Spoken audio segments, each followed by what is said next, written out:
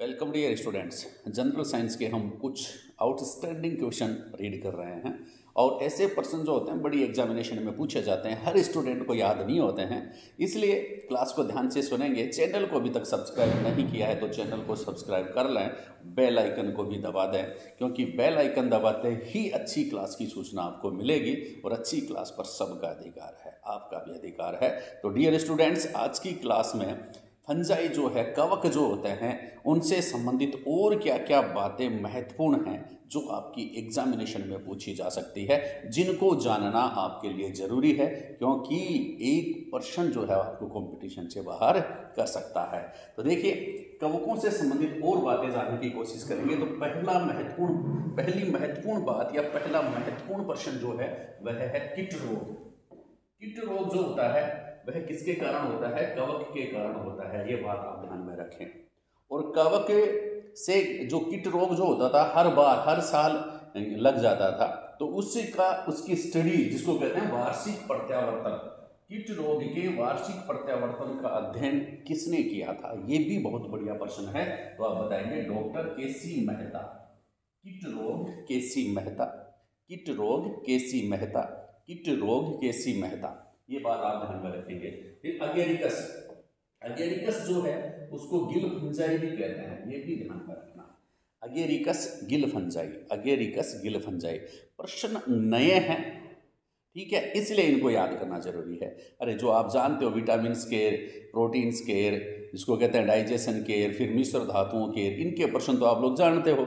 और आपके लिए नए प्रश्न कौन से हैं उनकी बात हम चर्चा कर रहे हैं। आप फर्स्ट बार शायद रीड करेंगे। अगेरिकस जो होता है उसको हम गिल फंजाई कहते हैं। क्या कहते हैं बच्चा? गिल फंजाई कहते हैं। किन्हें कहते हैं?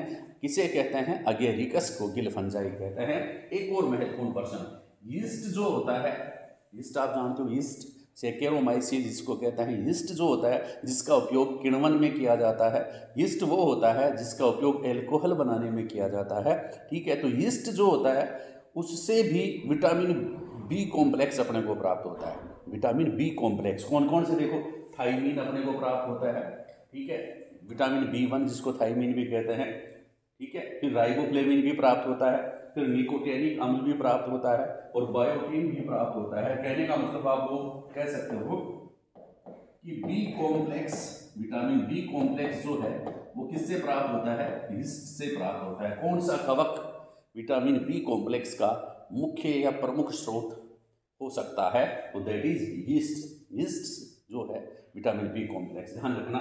बहुत बढ़िया प्रश्न और बहुत बार एग्जामिनेशन में ये पूछा जा चुका है इस कवक वाले टॉपिक में से कि पहला प्रतिजैविक कौन सा है, पहला एंटीबायोटिक कौन सा है, या सर्वप्रथम खोजे गए एंटीबायोटिक का नाम बताइए। तो आपको मालूम होना चाहिए पेनिसिलिन। पेनिसिलिन जो है ये इतना बढ़िया प्रश्न है कि ये छोटी से छोटी एग्जामिनेशन से लेकर के बड़ी से बड़ी एग्जामिनेशन में पूछा जाता है। ग्रुप डी से लेकर के IAS की एग्जामिनेशन में ये प्रश्न बनता है, बहुत बार पूछा जा चुका है। पेनिसिलिन पहला एंटीबायोटिक जो खोजा गया, किसने खोजा? सर अलेक्जेंडर फ्लेमिंग ने खोजा। किसने खोजा? सर अलेक्जेंडर फ्लेमिंग ने पहला एंटीबायोटिक खोजा।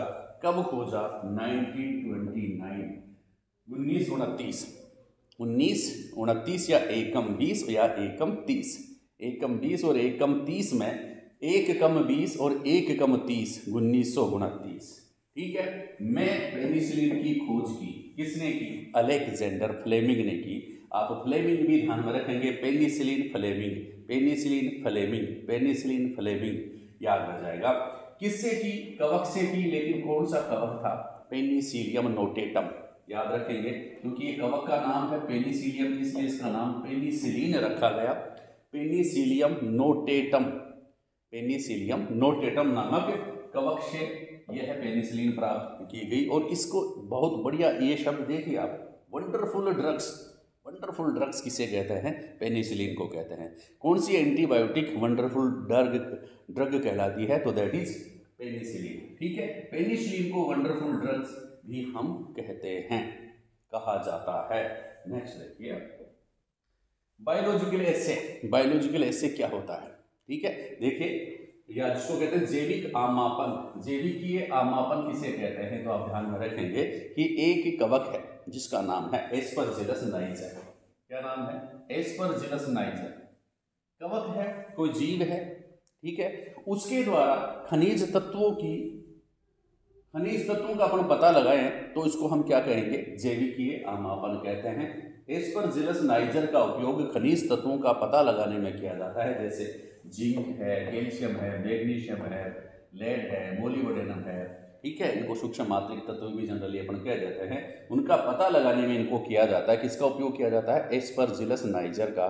तो इस विधि को हम क्या कहते हैं? जैविकीय आमापन विधि कहते हैं। ऑब्जेक्टिव की दृष्टि से भी इंपॉर्टेंट है और RS या IS मेंस में ये प्रश्न बन सकता है, तो उनके लिए भी इंपॉर्टेंट प्रश्न है, महत्वपूर्ण प्रश्न है, ठीक है, याद करें, अलग प्रश्न है। बने रहें, देखते रहें, चैनल को सब्सक्राइब करते रहें, शेयर करते रहें, लाइक का बटन दबाते रहें। देखिए जिब्रेलिन जो होता है, जिब्रेलिन और जिब्बेरेलिक अम्ल भी इसको कहते हैं। और जिब्रेलिन है ना, एक वृद्धि हार्मोन है पौधों का, और ये वृद्धि हार्मोन जो होता है हर जगह अप्लाई होता है। ये खास बात है, हर जीवों में किसी भी जीव का हार्मोन किसी दूसरे जीव के लिए आप अप्लाई कर सकते हैं। इसका मतलब क्या है? जिब्रेलिन जो है एक वृद्धि हार्मोन है। कैसा हार्मोन है? वृद्धि हार्मोन है। किससे प्राप्त हुआ है? कवक से प्राप्त हुआ है। क्या नाम है उस कवक का? जिब्रेला फ्यूजिकोराई।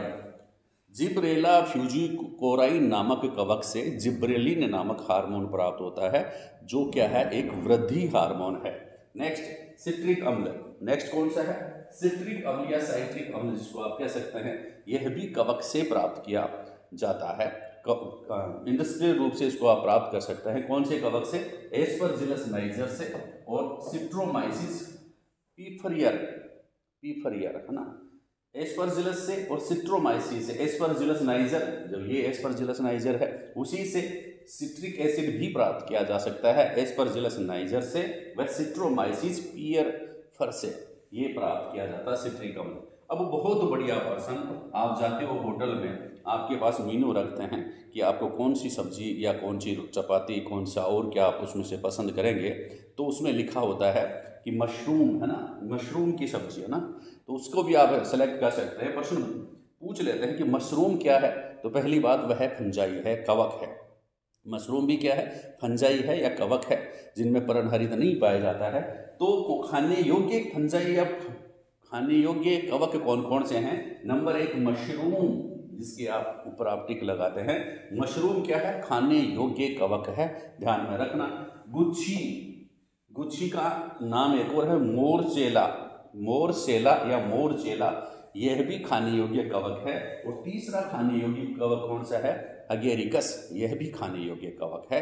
तो याद रखना, बहुत इंपॉर्टेंट प्रश्न है, एग्जामिनेशन में पूछ लेते हैं कि निम्नलिखित में से कौन सा कवक खाने योग्य नहीं है। तो नहीं है तो 3 ऑप्शन ये, चौथा ऑप्शन और कोई लिख देंगे, उस पर टिक लगा देना। ये याद रखना, मशरूम, गुच्छी, एगेरिकस, मशरूम, मोरसेला, एगेरिकस, ठीक है। अब नेक्स्ट देखिए, अर्गट रोग।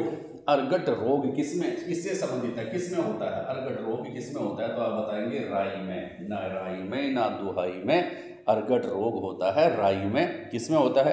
राई में होता है। कौन सा रोग? अर्गट रोग, ठीक है। किससे होता है? क्लेवीसेप्स परपूरिया, क्लेवीसेप्स परपूरिया, बहुत इंपॉर्टेंट है, ये नाम याद कर लेना।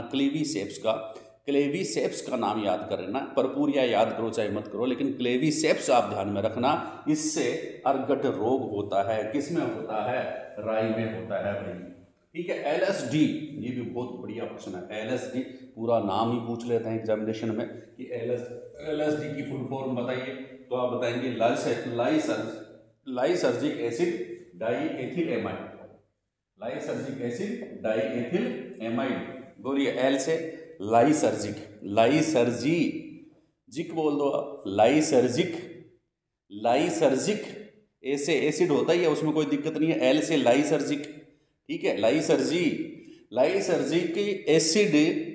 फिर D से डाइइथाइलेमाइड, डाइएथिलेमाइड बोल सकता है, डाइएथिलेमाइड,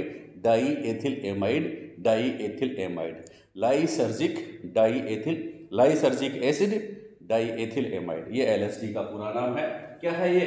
विभ्रमी पदार्थ है, सम्मोहक पदार्थ है, ये भ्रम उत्पन्न करता है, ये अपने आप मोह लेता है ये, तो ये सम्मोहक पदार्थ है। और ये भी क्लेविसेप्स नामक कवक से प्राप्त होता है, क्लेविसेप्स परपुरिया नामक कवक से प्राप्त होता है। बहुत बढ़िया प्रश्न है, याद रखना, मिस मत करना। नेक्स्ट देखिए आप, एफ्लेटॉक्सिन। एफ्लेटॉक्सिन जो होता है यह कवकों से प्राप्त विषैले पदार्थों को, कवक जो होते हैं उनसे जितने भी विषैले पदार्थ बनते हैं उनको एफ्लेटॉक्सिन कहते हैं। एफ्लेटॉक्सिन, एफ्लेटॉक्सिन, टॉक्सिन तो है ही, एफ्लेटॉक्सिन है, एफ्लेटॉक्सिन है, एफ्लेटॉक्सिन है, एफ्लेटॉक्सिन है। एफ्लेटॉक्सिन जो होता है कवकों से बनने वाले या प्राप्त विषैले पदार्थ जो होते हैं एफ्लेटॉक्सिन कहलाते हैं। माइकोलॉजी, प्लांट पैथोलॉजी का जनक E.J. बटलर को भी माना जाता है। ठीक है, प्लांट पैथोलॉजी का जनक माना जाता है E.J. बटलर को। और देखेंगे स्मट रोग, रस्ट व स्मट रोग है। स्मट रोग किससे होता है? स्टिलेगो कैंडिडा। स्मट रोग जो होता है वह स्टिलेगो के द्वारा होता है। रस्ट रोग जो होता है वह पक्षिनिया द्वारा होता है, ये भी ध्यान में रखेंगे। स्मट रोग स्टिलेगो, अस्थिलेगो, ये मान लो स्मट स्थिलेगो, ठीक है। और रस्ट पक्षिनिया, रस्ट पक्षी भी रेस्ट करते हैं, पक्षी भी रेस्ट करते हैं, याद रखना। पक्षिनिया रोग जो होता है वह पक्षिनिया जो होता है उससे रस्ट रोग होता है, रेस्ट रोग भी मान लीजिए आप, रस्ट पक्षिनिया द्वारा। एथेलिट फुट, बहुत बार एग्जामिनेशन में पूछा जाता है, एथेलिट फुट रोग किससे होता है? एसएससी में बहुत बार पूछा जाता है, रेलवे में बहुत बार पूछा जाता है। तो मतलब छोटी से छोटी और बड़ी से बड़ी एग्जामिनेशन का बहुत बढ़िया प्रश्न है कि एथेलिट फुट जो होता है यह रोग किससे होता है? तो आप बताएंगे टीनिया रूब्रम से।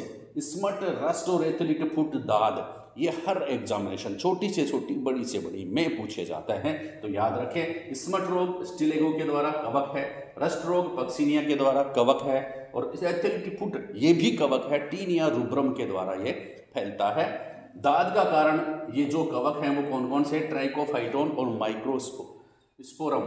ट्राइकोफाइटोन और माइक्रोस्पोरम जो कवक हैं ये दाद के कारण हैं। कवक की सेल वॉल जो होती है वह काइटिन की बनी होती है, और काइटिन का सूत्र यहाँ पर बताया है, ये बड़ी एग्जामिनेशन का प्रश्न है, तो आप लोगों के लिए ज्यादा काम का नहीं है। C22H54N4 और O21, ये काइटिन का सूत्र है, ठीक है। आलू का विलंबित अंगमारी रोग बहुत बार पूछा जाता है, late blight of potato. Ireland में आलू में एक बीमारी हो गई थी कवक के कारण, ठीक है, और उसका क्या नाम है? Late blight of potato. आलू की विलंबित अंगमारी रोग कहां पर हुई थी? आयरलैंड में। कब हुई थी? 1845 में। बहुत सुपर इंपॉर्टेंट क्वेश्चन है, बहुत बार पूछा जाता है, तो ये भी कवक के कारण हुई है। नेक्स्ट और देखिए, मनुष्य के कान को संक्रमित करने वाला कवक कौन सा है? एस्परजिलस फ्लेक्स और एस्परजिलस निडोलेंस। एस्परजिलस जो होता है मनुष्य के कान में संक्रमण कर सकता है, कौन सा कवक? एस्परजिलस फ्लेक्स और एस्परजिलस निडोलेंस, ठीक है। माइकोलॉजी के जनक डी बेरी को भी माना जाता है। डबल रोटी, ये बहुत इंपॉर्टेंट है। डबल रोटी जो होती है उसको बनाने में कौन से कवक का इस्तेमाल किया जाता है? तो सेकेरोमाइसीज सर्विसी या यीस्ट भी जिसको कहते हैं, सेकेरोमाइसीज सर्विसी नामक कवक जो होता है, डबल रोटी को सेकोरे ऐसे भी याद कर सकते, सेकोरेमाइसीज, सेकोरेमाई डबल रोटी बनाई, सेकोरेमाई डबल रोटी बनाई। तो डबल रोटी जो है उसको बनाने वाला कवक कौन सा है? सेकेरोमाइसीज सर्विसी। पर्टोफाइट किसे कहते हैं? देखो पर्टोफाइट क्या होते हैं, कुछ वृक्ष जो होते हैं उसका तना जो होता है, उसकी काष्ठ जो होती है, अंतर काष्ठ जो होती है वह खोखली हो जाती है, तो वह किसके कारण होती है? कवकों के कारण, ठीक है। तो वृक्षों की अंतर काष्ठ को खोखला करने वाले कवक जो होते हैं उनको हम क्या कहते हैं बच्चा? पर्टोफाइट कहते हैं। क्या कहते हैं? पर्टोफाइट कहते हैं। और एग्जाम्पल कौन से हैं ये कवक? पक्सिनिया की स्पीसीज जो होती है वो पर्टोफाइट होती हैं, मतलब ये वृक्षों के तने को खोखला कर देती हैं। लास्ट पॉइंट आपका चल रहा है, एल्कोहल बनाने में काम आने वाले कवक कौन कौन से? एल्कोहल बनाने में कौन कौन से कवक काम आते हैं? तो देखिए, Saccharomyces cerevisiae, Aspergillus oryzae, Rhizopus oryzae. Saccharomyces, Aspergillus और राइजोपस, ये तीन नाम भी अगर आप इधर वाले भी याद रख लेंगे ना तो भी सही है। सेकेरोमाइसीज का मतलब होता है यीस्ट एल्कोहल बनाने में काम आता है, एस्परजिलस एल्कोहल बनाने में काम आता है, राइजोपस एल्कोहल बनाने में काम आता है। आप सोच रहे हो कि सर एल्कोहल की बात कर रहे हैं, कोई पनीर वनीर की भी बात कर लिया करो, तो ठीक है भैया। पनीर बनाने में किसका इस्तेमाल किया जाता है? पेनिसिलियम व एस्परजिलस जो कवक हैं उनका। किसका? पेनिसिलियम, पनीर, पेनिसिलियम और एस्परजिलस। पेनिसिलियम और एस्परजिलस दोनों का इस्तेमाल आप पनीर बनाने में कर सकते हैं। और देखिए काष्ठवासी कवक जो तनों के काष्ठ पर रहते हैं उनको काष्ठवासी कवक कहते हैं, और इंग्लिश में इसको कहते हैं लेग्निकोलस फंजाई। लेग्निकोलस फंजाई मतलब काष्ठवासी कवक। उदाहरण कौन सा है? पोलीपेरस जो होता है वह काष्ठ के ऊपर रहता है, लकड़ी के ऊपर रहता है, तने के ऊपर रहता है। प्रदीप्तिशील कवक, ल्यूमिनिसेंट फंजाई, ये बहुत इंपॉर्टेंट क्वेश्चन है। प्रदीप्तिशील कवक कौन सा है? तो प्रदीप्तिशील का मतलब होता है ये अपने चमक रखते हैं, रात में चमकते हैं, ऐसे कवक होते हैं ये जो रात में चमकते हैं, क्योंकि इनमें एक एंजाइम पाया जाता है ल्यूसीफेरेज एंजाइम। कौन सा एंजाइम? ल्यूसीफेरेज एंजाइम पाया जाता है, जिसके कारण इनमें चमक होती है, रात को चमकते हैं। एग्जाम्पल क्या है? जाइलेरिया, हाइपोजाइलोन। जाइलेरिया और हाइपोजाइलोन ये जो कवक हैं वो क्या है? ल्यूमिनिसेंट फंजाई है। ध्यान रहे इंपॉर्टेंट प्रश्न है, कहीं पर भी आपको नहीं मिलेंगे, ये प्रश्न आपको सिर्फ यहीं मिलेंगे। इसलिए पढ़ते रहें, आगे बढ़ते रहें, चैनल को सब्सक्राइब करें और शेयर भी करें। थैंक यू, धन्यवाद।